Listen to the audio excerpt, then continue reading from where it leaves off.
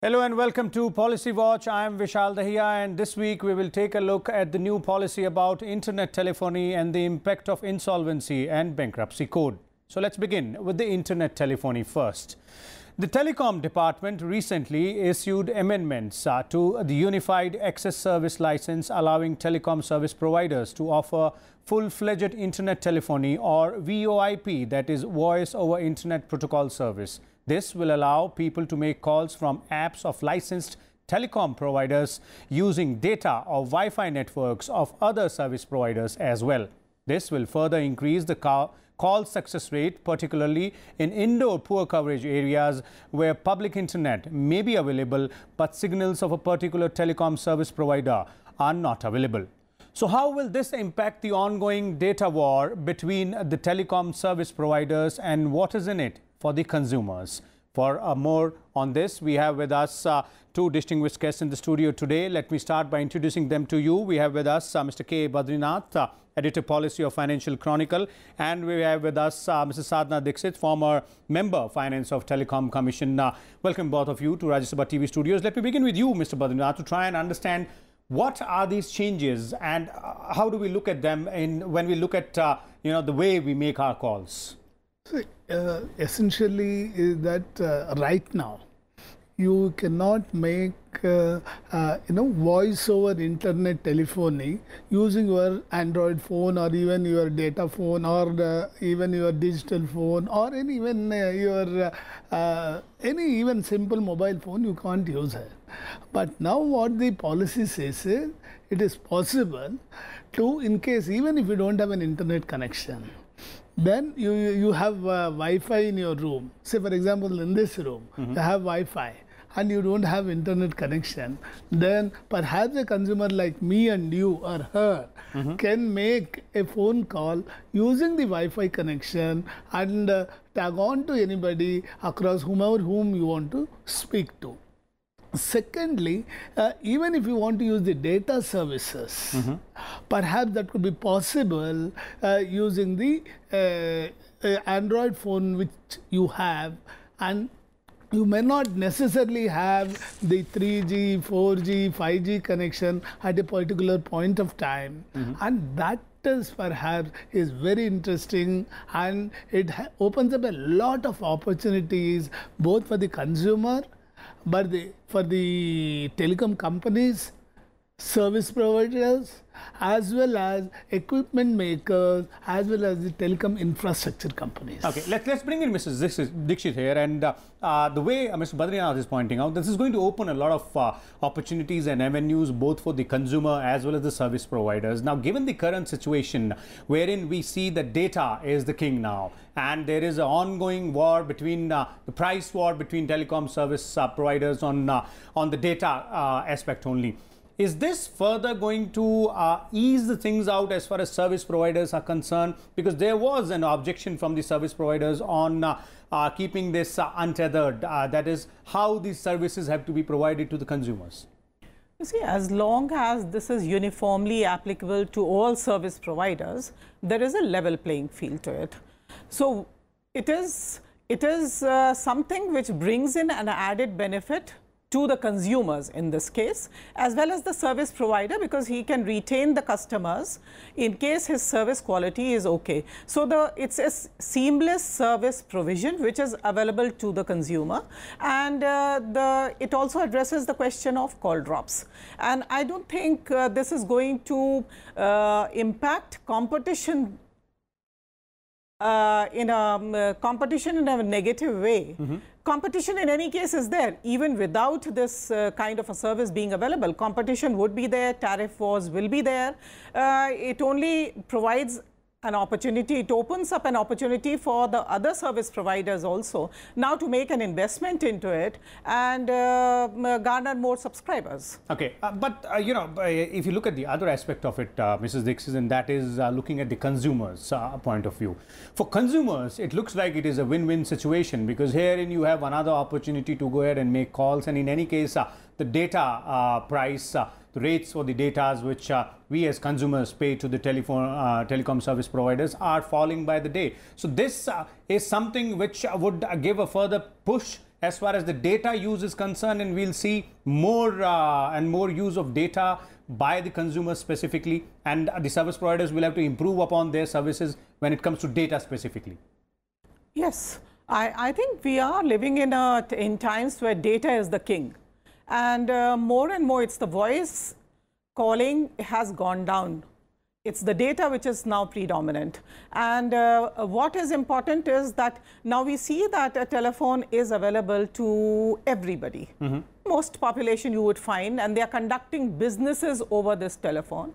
Most of the time it is through data downloads. What we are interested in is not merely for entertainment purposes, because if the speed goes up, there is, of course, a large niche which watches films over there, or songs download, or YouTube downloads are there. What we would be interested also is other uses of this with faster speed, something on educational, something on money, financial transactions taking place. Those kind of other app developments would also take place, and the consumers would be confident of using it. Okay, VoIP is definitely, the key takeaway as far as this amendment is concerned, Mr. Badarinath. But as Mrs. Dixit was pointing out, apart from, using data for entertainment purposes, they're used for other purposes such as financial transactions. This closely is indicating towards the Digital India project as well. But the kind of speed which we have, the 3G and 4G networks which we use, there is a growing demand that the speed should also increase. We should be moving towards the 5G network, towards the higher, frequency networks as well, something which is already in place. Anything you see happening in the near future as far as increasing the speed and increasing that, the 3G from, or 4G from 3G, 4G to 5G or 6G onwards? See, the point here is that already we are far behind in terms of speeds if we go across European Union or US. But here the 5G speeds are being already tested by different networks. And henceforth, the policy as such that we are referring to may not have a direct implication for the speeds and things like that. But definitely, once the voice over internet telephony, rings in through your Android networks or Android telephone network, or the mobile internet mobility becomes more and more spread and popular, my guess is the speeds have to go up progressively. Number one. Earlier, if you recall, Vishal, that we used to always, operate upon 2G or 3G networks.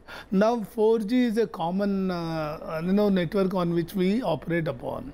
Already there are, the Vodafone, the Airtel, the Bharti, and even the Reliance people. Most of the major operators are trying to, evolve a infrastructure as well as the connectivity so that you operate upon 5G. So henceforth, it's a matter of few months that the speed of the network will be much, much, much better, and the experience of the consumer will also be better. But the biggest caution here is that twofold. One, that what is the tariff that I'm going to pay, number one. Number two, what will happen to the regular voice based calling services, where normally today even tariff is virtually zero on the regular calls. So what will happen to that? Okay. And third is how well the 5G networks will be used for adding value to businesses. Okay, well, pretty valid point, Mrs. Dixit, which Mr. Badarinath is pointing out, that already the call tariffs for the voice call services are almost nil, and this internet telephony service being put into place, well, obviously it will have a lot of positive impact in areas where there is a network problem and in increasing the call success rate, but this will increase the load on the data services, and then comes the speed picture as well. As Mr. Badarinath is pointing out, we're already behind if we do a comparative analysis with the European nations or other developed countries. So do you believe that the next push from here onwards should be on increasing the speed as far as data networks are concerned? We are committed to that, I would say, because this 4G itself, one would have seen that the speeds have increased.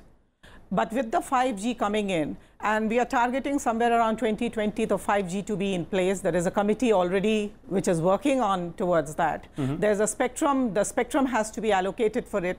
That also a committee has made its recommendations on what kind of a spectrum has to be. Of course, the TRAI recommendations, auctions, all those will kick in.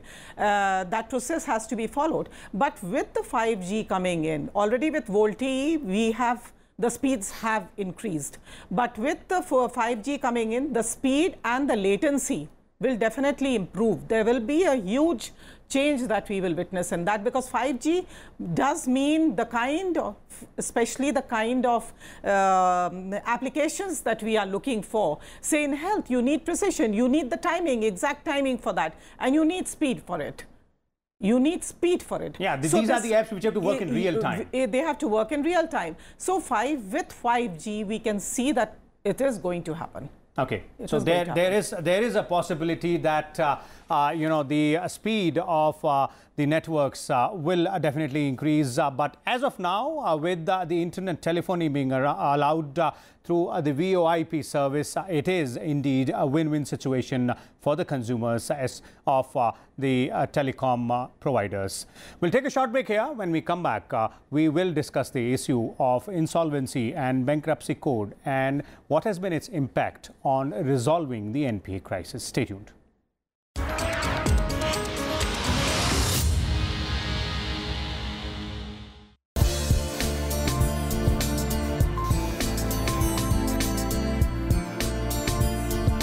Yoga is just not about exercise, but to discover the sense of oneness with yourself, nature and the world. Thyroid के लिए गोली, BP के लिए गोली, sugar के लिए गोली, सोने के लिए गोली, जागने के लिए गोली, अब तो शायद हंसने के लिए भी गोली बनानी पड़ेगी। तो yoga can truly make every single life very, very beautiful.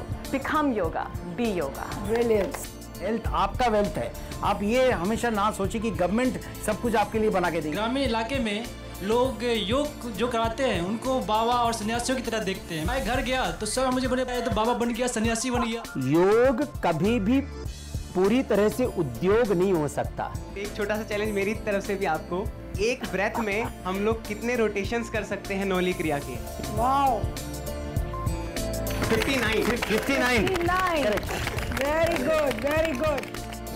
Watch the power of yoga only on Rajya Sabha television.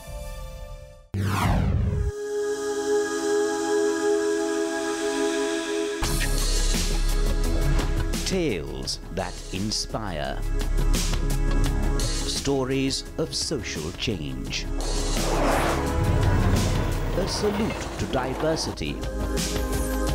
Promoting public discourse. Events that motivate. Inspiring the innovative spirit. Watch Rajya Sabha television documentaries.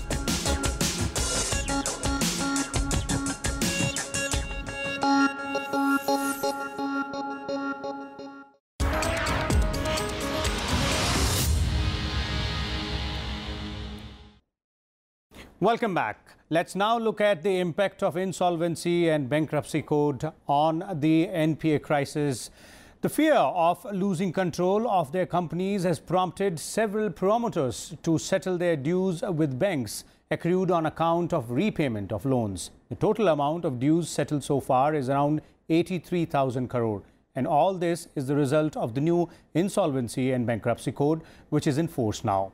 According to a data compiled by the Ministry of Corporate Affairs, over 2,100 companies have cleared their outstanding amounts, a majority of which came after the IBC was amended to explicitly bar promoters of companies that were classified as NPAs from bidding for those companies. So how has the new law made this possible, and how will it contribute in resolving the NPA crisis? For more on this, we're joined by one more guest in the studio, in addition to Mr. Badarinath, who is already with us since the beginning of the show. We have with us Mr. Anil K Agarwal, former president of ASSOCHAM. Welcome, Mr. Agarwal, to the show. And let me begin with you only. See, IBC code was much talked about, and there are very stringent provisions as far as dealing with those companies which are filing for insolvency and bankruptcy and then to try and resolve that crisis. this has resulted, if we look at the data which has been given by the government in terms of the companies which have so far paid their dues to the banks and the amount that as well, it's quite significant. How do you think this would have come about? Well, let me just begin by saying that this is the second most important legislation that the Modi government has implemented after GST. And clearly we see that within 1.5 years of its coming into force, there are so many cases which have come up. I think about 750 cases were referred and almost 200 odd cases have been settled already. The promoters have this fear that they will lose the company. No more they can sit back, they can duck, they can take time, they can delay. So this is a time-bound legislation wherein the NCLT gives you exactly 14 days to decide whether you should be admitted. Then within this time, if the promoter wishes to come out with a proposal to settle the debts, I think that is the best part that he or she can. And otherwise, you go through the process, then you within 180 days you need to settle and find through the insolvency professional a possibility to find a new promoter, and the company is on. So I think this is one of the best legislations, very well thought of, very well planned, very well executed within the framework of the government structure that we have and the challenges that one can have. Okay.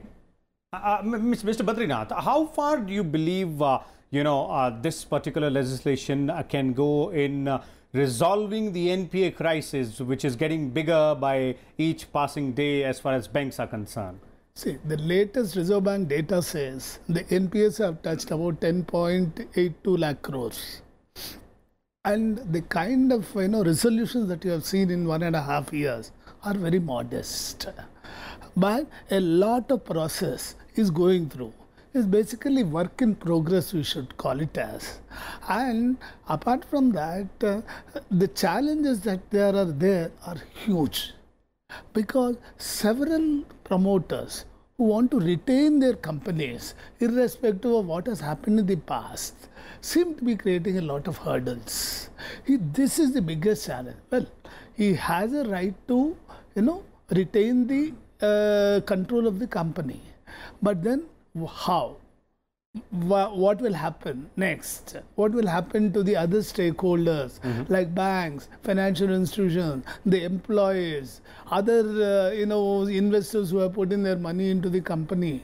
These are issues which seem to be, and then there have been cases where, large cases where there have been, some of the cases have been taken to the court.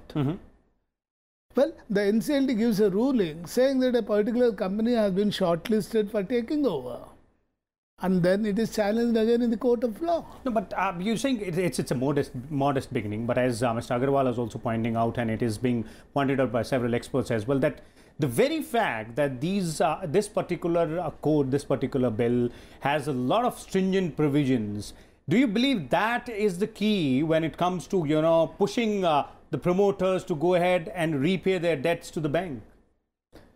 See, it cuts both ways. It cuts both ways. There are people who wouldn't make investments if there are too many stringent provisions. Second, if I have to commit more, he will be a better judge, being a promoter of a company, that if there are too many stringent provisions sitting on my head, why would I put in money into the company? Number one is the big question mark. Number two, yes, many a time, the very fear of these provisions, which will be, acting like Damascus sword on your head, might make the promoters or the other stakeholders to behave better. Well, there is there should not be a compromise or zero tolerance on, willful defaulters. But the point is, wherever there is a possibility to revive the company, run it, and actually make it productive and contribute to the economy, all this needs to be explored. Okay, Mr. Agarwal, is thrown the part of the question to you as well, since you being a promoter, do you believe that these provisions which are our stringent provisions are the ones which are pushing the promoters to go ahead and repay their debts, and that is something which is delivering in these results. Maybe the more bit modest, as is pointed out by Mr. Badarinath, but a good beginning. So there are two types of promoters. One are, as Mr. Badarinath said, that willful defaulters, and the other ones could be because of the circumstances nationally or internationally the business did not do well or will not do well. So if you take the point is two ways. One is the real estate situation in India, where the banks are not coming forward to give you the finances, and the market has gone down tremendously. So a lot of default is there in the real estate market here. And if you see the latest from what is happening from Mr. Trump in the US, imposing duties on our steel and aluminum and several other things. So those industries will be adversely affected here, because those imports will become difficult, and it will have an impact here. So these are business conditions. But then there are willful defaulters. There are those promoters who've taken out money with whatever methods that they deployed, and they've for their personal gains they've taken out. So for those, I think the situation should be made even more tougher. There should be forensic audits. There should be the IP should see that there is a proper investigation, if need be, of the promoter in terms of having taken out some monies which belong to the company, and the company has gone NPA. Okay, so it cuts both ways, as Mr. Badarinath was pointing out. But coming back to the original point here, the stringent provisions that you are talking about, Vishal. So, for example, I'll just point out one provision. Even if you defaulted by 1 day, and on the repayment of your loan, then it is declared as NPA. Number one. Second, if there are, say, I have 6-7 group companies, and I do not even have the leeway or the flexibility to juggle funds from one company or the other and repay the debt, and maybe later redo my business transactions. So there are promoters who feel little suffocated about the very stringent provisions of 1 day NPA. Okay.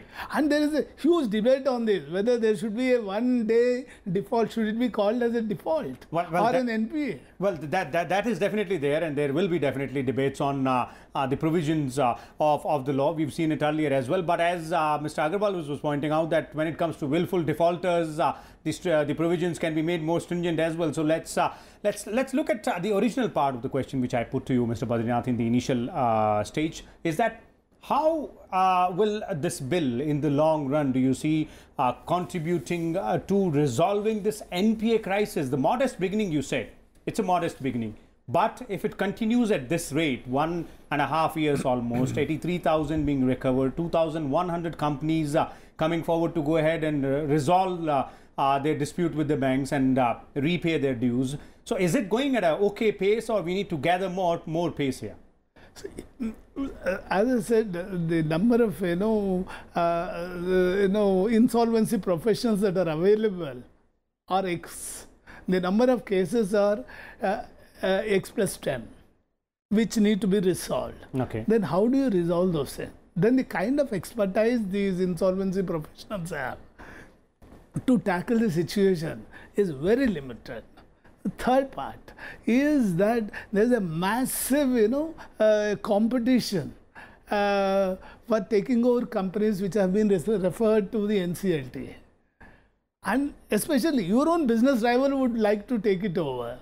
And there is a massive competition there. That actually will, in fact, push up the values of the companies. But the point here is that because of that, they're trying to find ways to delay the process. So what I guess is there might be steps, some steps may have to be taken to see that the process is not delayed, or gets wavered or goes into the courts or somewhere, and says every small provision is challenged in the court. Okay, so you're saying that the process will have to be made more simpler and ensure that it does not, get derailed. Mr. Agarwal, your concluding comments on how do you see this bill, pushing the resolution of the NPA crisis one by one, taking one case each at a time, although there are limitations which are being pointed by Mr. Badarinath already? So, you know, already it is only 1.5 years old. So it'll take time. It'll take a little more, few more months. And government is already seized of the problem of IPs or the infrastructure that we provide to the courts, the tribunals which are functioning for these, even the manpower. That's also a question because so many cases are now loaded on them. But the fact is that I believe that personally this is a very good law, and it will contribute to the growth of the economy because those sick companies are taken over by healthy companies, experienced companies. Let's say the case of Tata Steel taking over the Bhushan. So that's a good deal. That's a good deal, and they can really make that company work very well, and it is a win-win situation for all stakeholders, the employees, the creditors, the debtors, everybody is happy with that. So I think similar situations should arise wherein there are serious companies, serious promoters who are able to come forward and take over those sick units or distressed units which could see the life again, and they continue to work and add to the growth of the economy. Okay, so there are good beginnings which are being made, that's what you're saying? Yes, please. Okay, so it looks like clearly that as far as insolvency and bankruptcy code is concerned, the impact of the stringent provisions are showing positive results, though as one of our panelists pointed out, the beginning might be modest, but with the aim of trying to resolve the NPA crisis, taking on all the troubled companies one by one and try and ensure that their debts, their dues to the banks are repaid.